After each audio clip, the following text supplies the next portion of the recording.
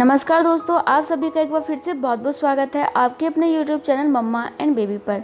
दोस्तों, आप में से बहुत सारी महिलाएं ऐसी होंगी जो कि कई बार सोचती होंगी कि आखिर बच्चे की नॉर्मल हार्ट बीट कितनी होनी चाहिए। आप जितनी बार भी अल्ट्रासाउंड कराएंगे नॉर्मली आपको अपने बच्चे की हार्ट बीट अलग ही नज़र आएगी। तो इसलिए कई बार आपके दिमाग में चलता होगा कि आखिर फर्स्ट ट्राइमेस्टर में कितना होना चाहिए हार्ट बीट, सेकेंड में कितना होना चाहिए, थर्ड में कितना होना चाहिए और नॉर्मल कितना होना चाहिए, ताकि आपको किसी प्रकार की टेंशन ना हो कि आपके बच्चे की हार्ट में कोई दिक्कत तो नहीं है, उसकी हार्ट की गति धीमी तो नहीं है या फिर ज़्यादा तो नहीं है।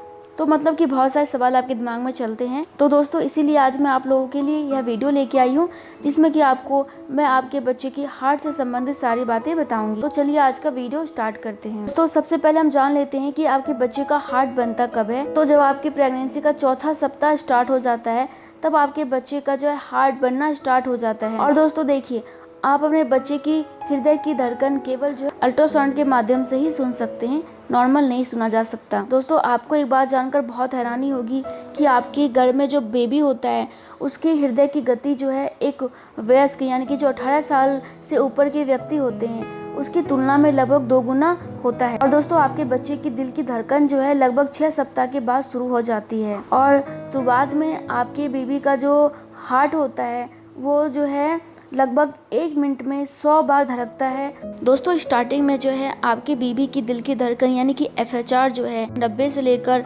110 BPM यानी कि बीट्स पर मिनट होता है। और दोस्तों, उसके बाद 9वें सप्ताह से लेकर 10वें सप्ताह तक आपके भ्रूण का जो FHR होता है 138 से लेकर या फिर नॉर्मली 140 से लेकर 175 और 180 BPM तक हो सकता है, यानी कि बीट्स पर मिनट धड़कने लगता है। और दोस्तों, 10वें हफ्ता के बाद जो है आपके बच्चे की जो दिल की धड़कन होती है नॉर्मली वह जो है 150 से लेकर 160 तक होती है। दोस्तों, मतलब कि बच्चे की हार्ट की जो गति है वो घट जाती है और 150 से लेकर 160 BPM तक रह जाती है। पहली तिमाही यानी कि जब आपके 9वें सप्ताह का अल्ट्रासाउंड होता है, अगर उसमें आपके बच्चे की दिल की धड़कन 100 BPM से कम है तो यह चिंता का कारण हो सकता है। वैसे तो डॉक्टर अल्ट्रासाउंड के माध्यम से देखते ही हैं और उन्हें लगता है कि कुछ गड़बड़ है तो वो आपका जो है 1 सप्ताह के अंदर ही दोबारा अल्ट्रासाउंड करवाते हैं और अल्ट्रासाउंड के माध्यम से ही आपके बच्चे की हार्ट बीट पर नज़र रखी जाती है। अगर आपके बच्चे की दिल की धड़कन में वृद्धि नहीं होती है तो दोस्तों अधिकांश समय क्या होता है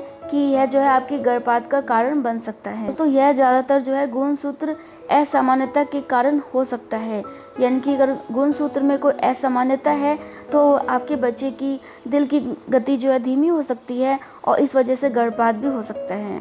दोस्तों, कई बार ऐसा भी होता है कि आपके बच्चे की हार्ट बीट कम हो लेकिन उसके बाद जो है बेबी की हृदय की गति सामान्य हो सकती है और आपकी जो प्रेगनेंसी है वो सामान्य रूप से जारी रह सकती है।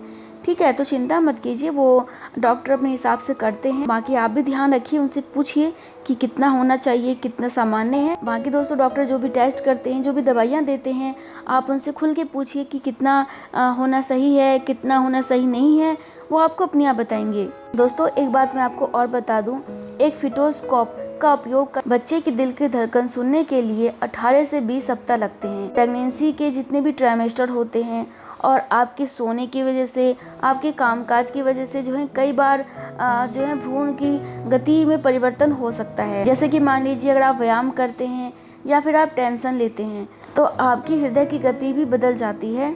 और दोस्तों, नॉर्मली जैसे मैंने आपको बताया कि आपकी प्रेगनेंसी के आखिरी हफ्तों में जो है भ्रूण के दिल की धड़कन धीमी हो जाती है, तो इसमें टेंशन की बात नहीं है। तो दोस्तों, आई थिंक कि आप समझ ही गए होंगे कि आपके बच्चे की हार्ट बीट कितना होना नॉर्मल होता है।